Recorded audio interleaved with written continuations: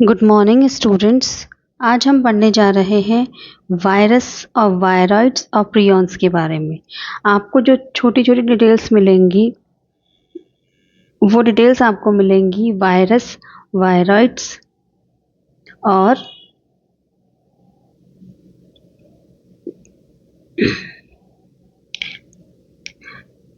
Prions के बारे में। ठीक है, हमें यहाँ पे पढ़ना है वायरस,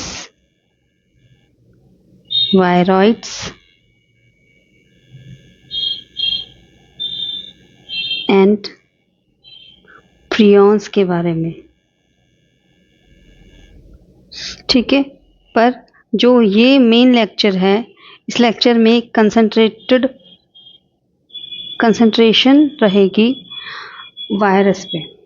ठीक है, यहाँ पे फोकस किया जाएगा क्योंकि लेक्चर्स छोटे छोटे होंगे जिससे आपको समझने में इजी होंगे। ठीक है, वायरस के बारे में समझने से पहले थोड़ा सा इंट्रोडक्शन सुन लीजिए जो आपकी बुक में ही प्रोवाइड किया गया है। 5 किंगडम सिस्टम हमने पहले पढ़ा है। 5 किंगडम सिस्टम हमने पढ़ा है, बट 5 किंगडम सिस्टम में कहीं भी वायरस, वायरॉइड्स और प्रियॉन्स के बारे में नहीं बताया गया है। क्यों? बेसिक रीज़न ये है कि दे आर लिविंग और may be non living.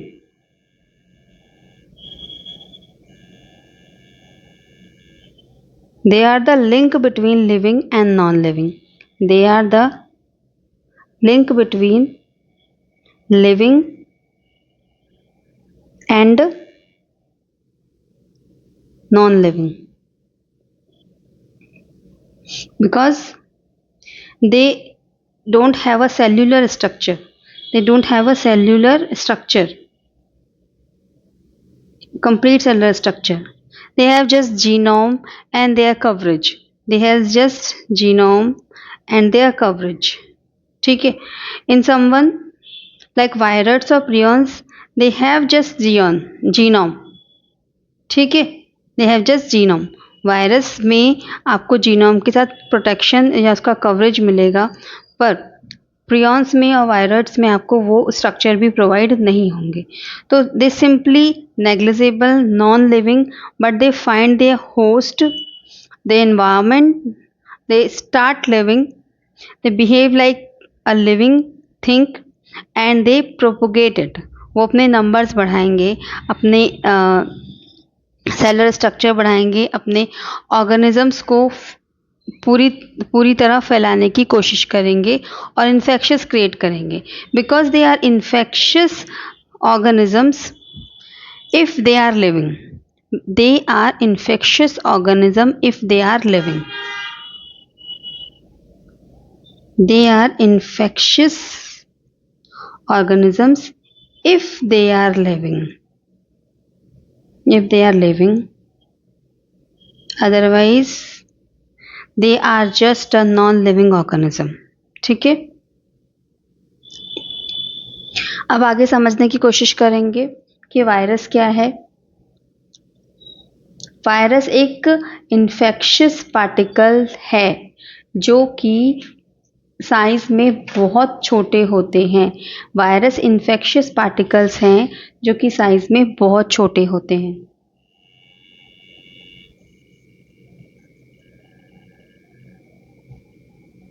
Infectious particles होते हैं जो कि साइज में बहुत छोटे हैं। वायरस इन्फेक्शियस पार्टिकल्स हैं जो कि साइज में बहुत छोटे हैं।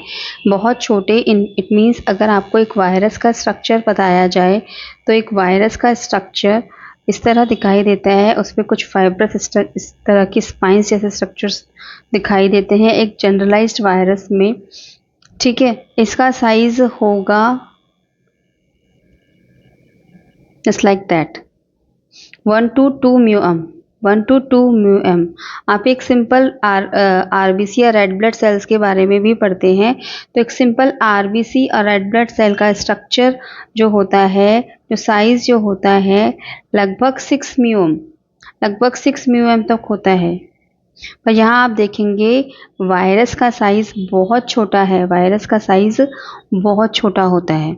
ठीक है, अब एक इस वायरस के स्ट्रक्चर को हम देखने की कोशिश करें, समझने की कोशिश करें, तो यहाँ पे आप इसे एक सिंपल से डायग्राम के थ्रू समझ सकते हैं कि वायरस एक्चुअली में कैसा दिखाई देता है, जिसे हम समझते हैं।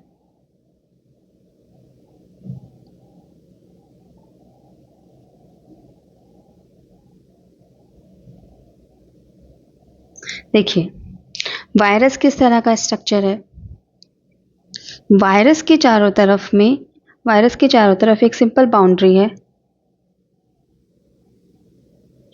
वायरस के चारों तरफ एक सिंपल बाउंड्री है।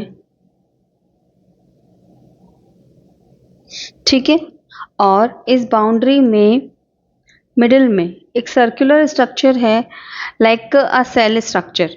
ठीक है, पर इस बाउंड्री में मिडिल में अगर आप इसको अंदर से देखते हैं, समझते हैं, तो इस बाउंड्री के बिल्कुल मिडिल में इंटरनली इस मेम्ब्रेन के नीचे, इस एनवलप के नीचे आपको दिखाई देगा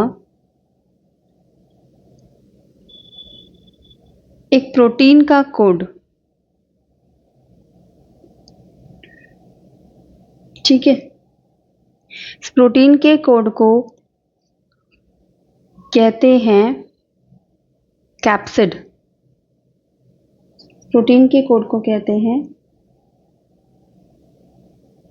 कैप्सिड। ठीक है, कैप्सिड पर यूनिट से बना होता है। कैप्सिड की पर यूनिट का नाम होता है कैप्सोमियर। कैप्सिड की पर यूनिट का नाम है कैप्सोमियर। इस कैप्सिड के अंदर आपको जेनेटिक मटेरियल मिलेगा। इस कैप्सिड के अंदर जेनेटिक मटेरियल मिलेगा, that is genetic material of a virus.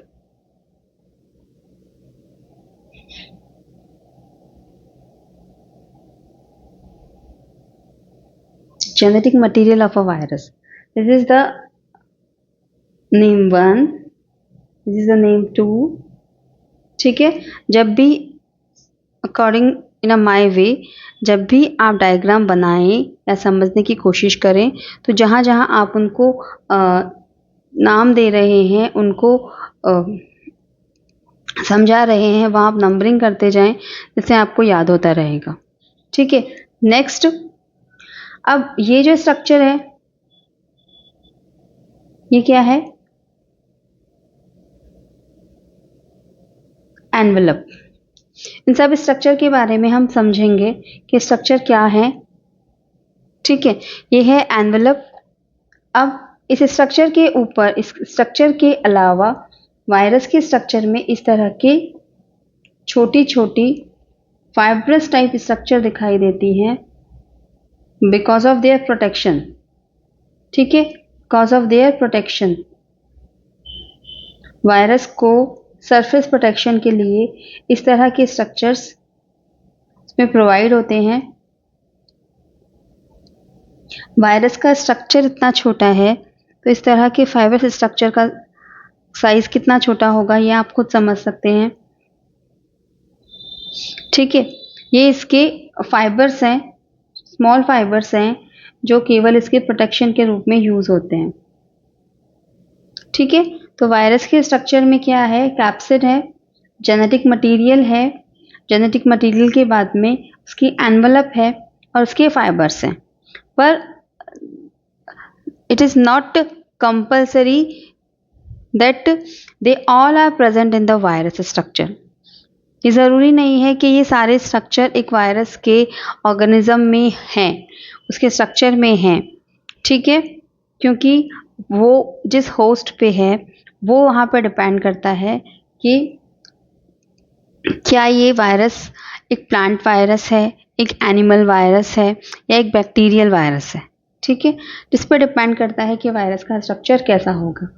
ये सिंपल सा स्ट्रक्चर है। ठीक है,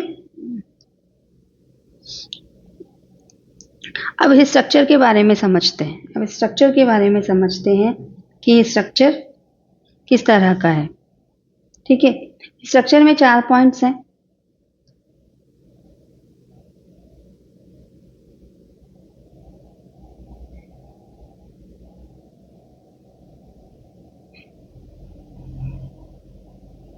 और उन 4 पॉइंट्स को हम समझेंगे। स्ट्रक्चर में जो 4 पॉइंट्स दिए गए थे, उन 4 पॉइंट्स को आप समझिए। पहला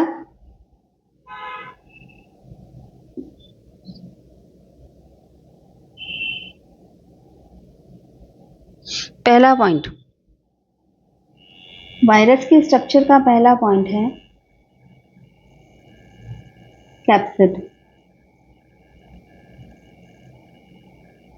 ठीक है, कैप्सिड का स्ट्रक्चर कैप्सोमियर से मिलकर बना होता है।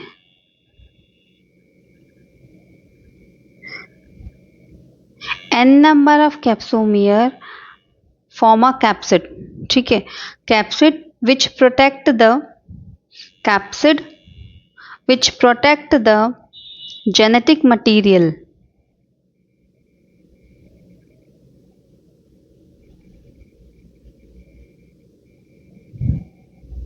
Capsid which protect the genetic material.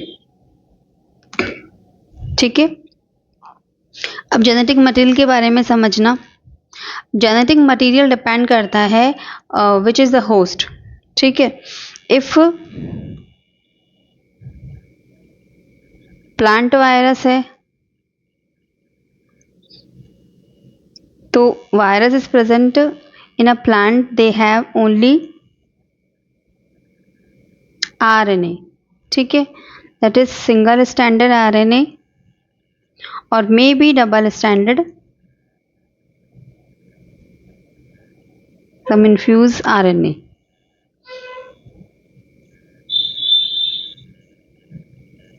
ठीक है, नेक्स्ट, अगर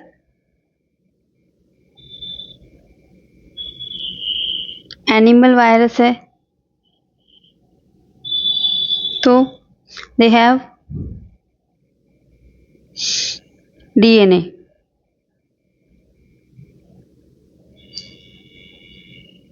single standard DNA, double standard DNA। ठीक है, नेक्स्ट,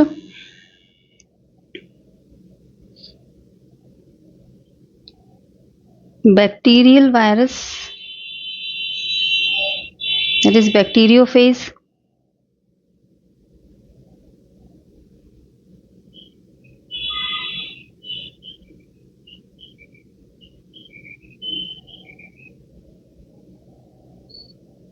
ठीक है, बैक्टीरियोफेज हैज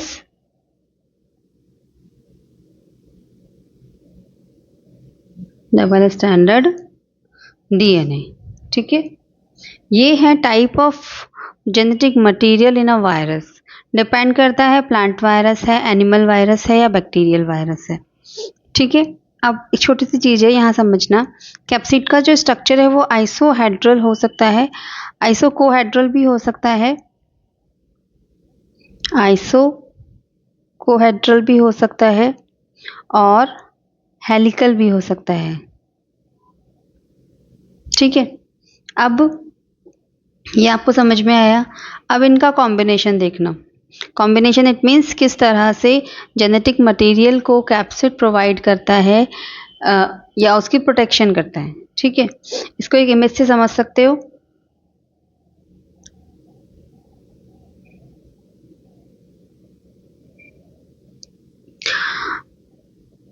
ये आपका जो DNA का स्ट्रक्चर बन रहा है, मान लीजिए DNA का स्ट्रक्चर है इस तरह का।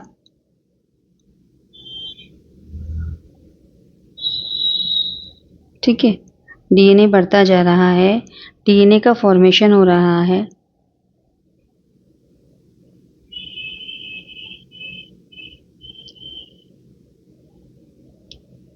ठीक है, अब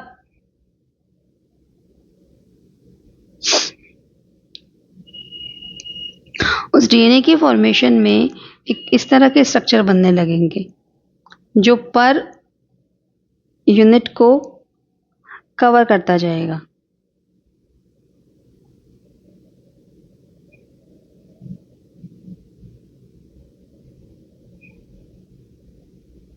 ये मैं आपको हेलिकल का एग्जाम्पल बता रही हूँ। एक एक कैप्सोमियर जो है वो एक एक डीएनए या आरएनए की यूनिट को कवर करेगी। एक एक डीएनए की यूनिट को जब वो कवर करती है, जेनेटिक मटेरियल की एक एक यूनिट को, एक एक न्यूक्लियोप्रोटीन को जब ये कवर करती है, एक एक न्यूक्लिक एसिड के स्ट्रक्चर को, यूनिट को कवर करती है, तो इस तरह का इसका स्ट्रक्चर बन जाता है, like a spring, like a helical. That is a capsid. कि किस तरह वो उसको प्रोटेक्ट करता है। और जब आप इसको यूं देखते हैं तो वो इंटरनली एक स्प्रिंग जैसा स्ट्रक्चर है, कि स्प्रिंग जैसा स्ट्रक्चर है जो आपको दिखाई देता है। ठीक है, अगर एक ब्रॉड वे में इसको देखा जाता है, इसको इस तरह करके देखा जाए तो ये एक स्प्रिंग जैसा स्ट्रक्चर आपको दिखाई देने लगता है। ये जो छोटी छोटी यूनिट्स इसकी होती हैं, ये होती है कैप्सोमियर, और जो कंप्लीट स्ट्रक्चर बनता है वो होता है कैप्सिड। ठीक है,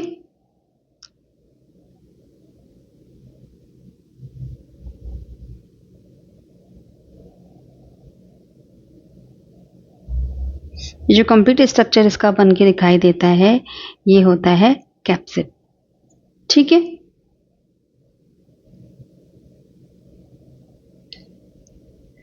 अब आगे बढ़ते हैं।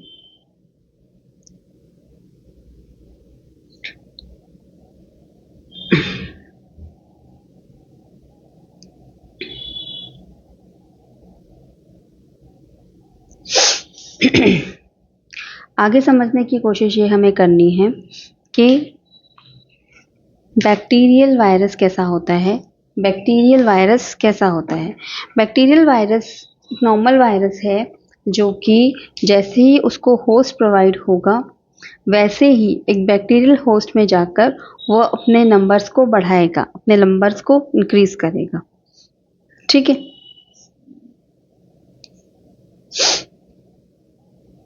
इसके लिए आपको करना होगा, एक डायग्राम से इसको समझते हैं। यहाँ देखिए बैक्टीरियल वायरस कैसा दिखाई देता है।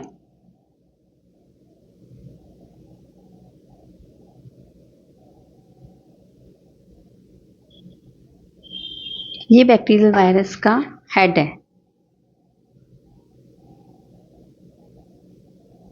क्योंकि इस तरह का लगभग का स्ट्रक्चर है। इसके इंटरनली आपको चीजें दिखाई देती हैं। ये है इसका हेड। हेड के अंदर इसका जीनोम होगा। हेड के अंदर, head means it is a capsid, it has not envelope, it is a capsid. इसके अंदर इसका जीनोम होगा। देन इसकी ये नेक स्ट्रक्चर है।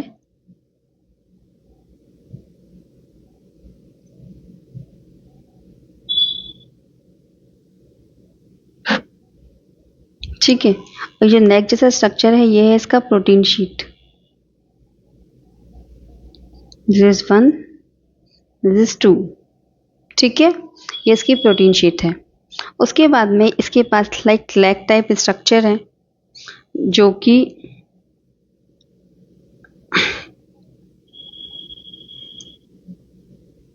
इसको बैक्टीरियल सेल से जुड़ने में मदद करते हैं। ठीक है, बैक्टीरियल सेल से किस तरह से जुड़ता है? ये बैक्टीरियल सेल है। बैक्टीरियल सेल के पास में अपना एक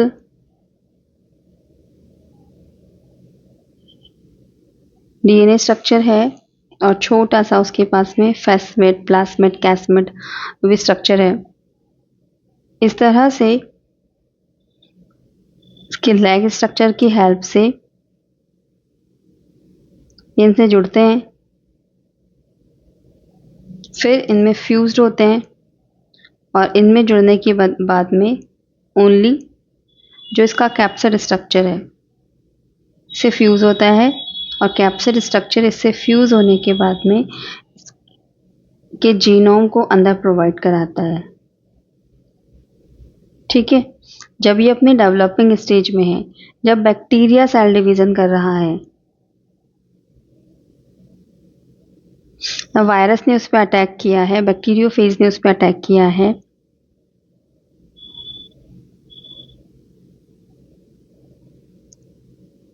तो बैक्टीरियोफेज में ये वायरस का एक सिंपल सा फंक्शन है कि वायरस सेल के जितने भी एंजाइम्स होते हैं जिस होस्ट सेल में वो है, उनके एंजाइम्स को यूज़ करता है, उन पर्टिकुलर एंजाइम्स के मैसेजिंग को, सेल सिग्नलिंग को यूज़ करता है और अपना नंबर इसमें बढ़ाता है। इसको डाइजेस्ट करता है, फूड इनटेक करता है बैक्टीरिया से और अपना नंबर इसमें बढ़ाता है। इस तरह से अपना नंबर बढ़ाएगा और इसकी प्रोटेक्शन के लिए इसके ऊपर कैप्सिड का स्ट्रक्चर भी बनता जाएगा। जब वायरस का जीनोम होगा तो वायरस के जीनोम के ऊपर उसका कैप्सिड स्ट्रक्चर बनता जाएगा। उसके बाद में और इसमें इसी तरह का ग्रो होगा और इस तरह के स्ट्रक्चर्स बनते जाएंगे।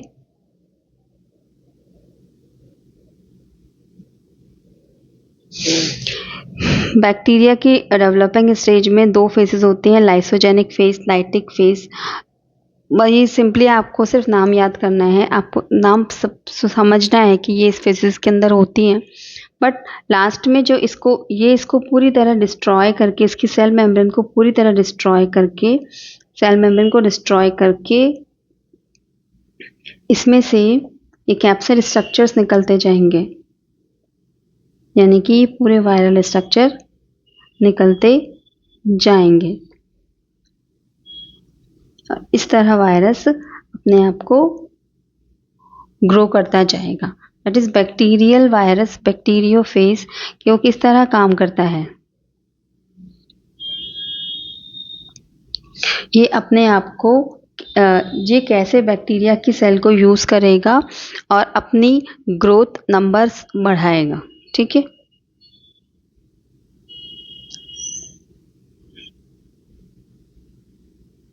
अब नॉर्मल एनिमल वायरस कैसे काम करते हैं और नॉर्मल प्लांट वायरस कैसे काम करते हैं, उनका एक सिंपल मेथड होता है, उनके काम करने का एक सिंपल तरीका होता है। अगर आप एनिमल वायरस के बारे में बात करते हो, ठीक है, तो एनिमल वायरस की जो एनवलप होती है वो बहुत हेल्पफुल होती है वायरस के लिए कि वो इन्फेक्शन करता है किसी एनिमल सेल को या किसी एनिमल होस्ट सेल को। ठीक है,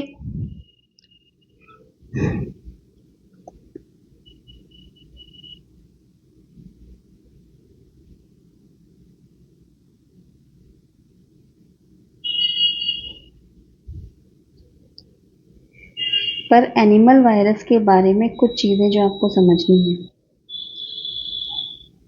एनिमल वायरस में जो एनवलप होता है,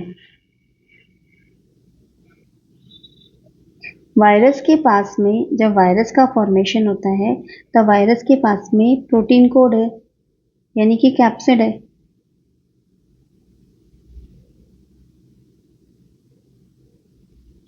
वायरस केवल प्रोटीन प्रोवाइड कर सकता है, पर उस कैप्सिड वायरस को जब होस्ट मिलता है तब होस्ट से उसे कार्बोहाइड्रेट्स में मिलते हैं और लिपिड्स में मिलते हैं, और जो उसका एनवेलप बना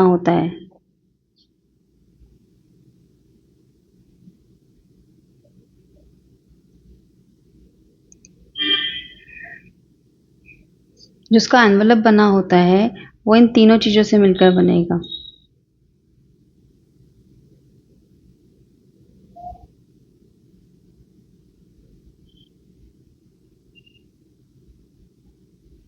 तो इसमें ये जो चीज़ है वो वायरस दे सकता है, प्रोवाइड कर सकता है, पर ये दोनों चीज़ें उसी होस्ट से ही मिलती हैं, प्रोटीन और कार्बोहाइड्रेट और लिपिड। इट मीन्स इसका मतलब ये है कि जब होस्ट में, वायरस जब होस्ट में जाता है तब उसके लिपिड्स और कार्बोहाइड्रेट को यूज करके एनवेलप बनाता है। Envelope produced when it's contact with the host। ठीक है, वो होस्ट में जाता है तभी वो एनवेलप बनाता है। मीन्स वो अगर उसके सेल में जा रहा है या उसके सेल के बाहर जो एनवायरनमेंट है उसमें, ठीक है, जो उसका हीमोस्टेसिस एनवायरनमेंट है, जो सेल के बाहर का एनवायरनमेंट है, जो भी सॉल्यूशंस हैं, जो भी उनको न्यूट्रिशन मिल रहे हैं, उनसे वो एनवेलप प्रोड्यूस करता है।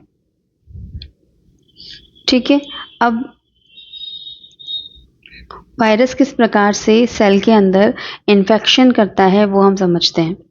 ये एक नॉर्मल सी, मान लीजिए ये एक वायरल सेल है।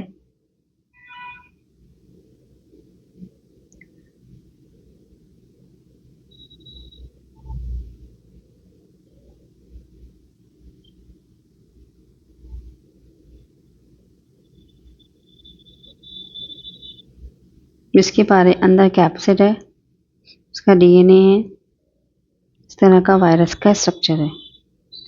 अब हम समझते हैं कि ये हमारे एक नॉर्मल सेल है।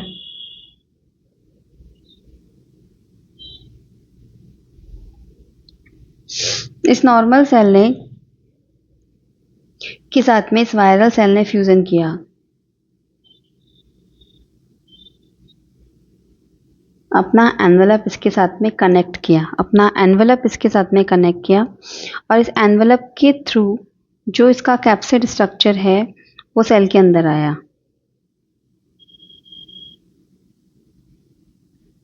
ये एनिमल सेल है, एनिमल ह्यूमन सेल मान लीजिए। फिर ये कैप्सिड इसके अंदर आया,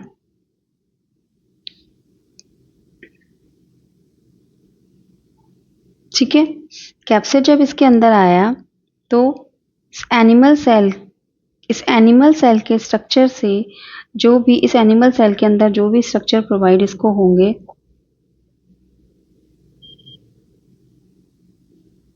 जो भी इसके एंजाइम्स होंगे, उससे इन्हें ये यूज करेगा। ठीक है, जो भी एंजाइम्स इसके अंदर होंगे उन्हें ये यूज करेगा, और उन्हें यूज करने के बाद में अपना जेनेटिक मटेरियल यहाँ पे प्रोवाइड करेगा, जिससे सिग्नलिंग चेंज होगी। सेल जो काम कर रही है वो वायरस के अकॉर्डिंग करेगी, इन्फेक्शन पैदा होगा। ठीक है, इन्फेक्शन पैदा होगा।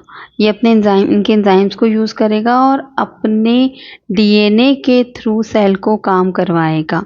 जैसे सेल के न्यूक्लियस में जो डीएनए है वो काम करता है तो सेल फंक्शनिंग होती है, एंजाइम्स उस पर काम करते हैं।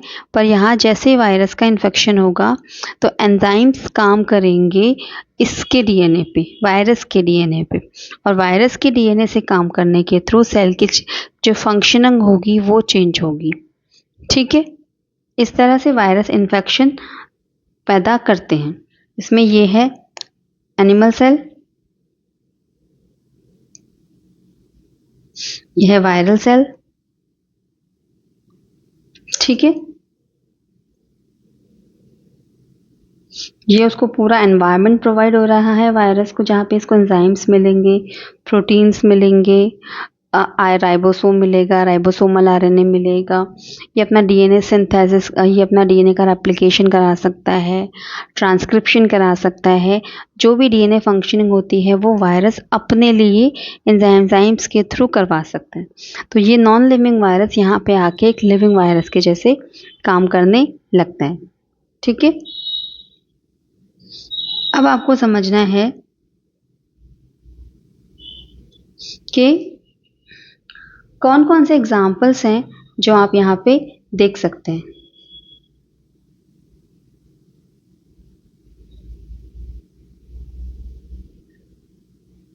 जैसे कि एक एनिमल वायरस है, एनिमल वायरस है, HIV इम्यून सेल्स पे काम करता है। ठीक है। हेपेटाइटिस प्लांट वायरस है, मल्टीपल प्लांट वायरसेस है, तंबाकू मोज़ेक,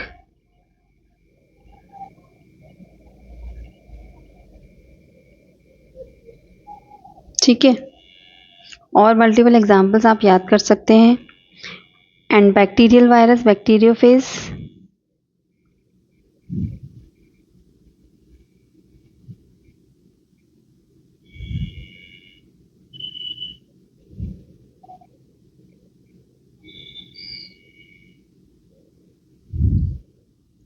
और भी नॉर्मली आपको कई नाम याद रहते हैं, सुनाई देते हैं आसपास जब आप पढ़ते हो, जैसे इन्फ्लुएंजा वायरस है, ठीक है। मल्टीपल वायरसेस हैं जिनके नाम आपको याद करने हैं, एक तो एग्जांपल्स के फॉर्म में याद करके आपको समझने हैं। तो ये है आपके लिए जो टॉपिक है, ये ओनली अभी वायरस के बारे में है जिसे आपको समझना है, ठीक है।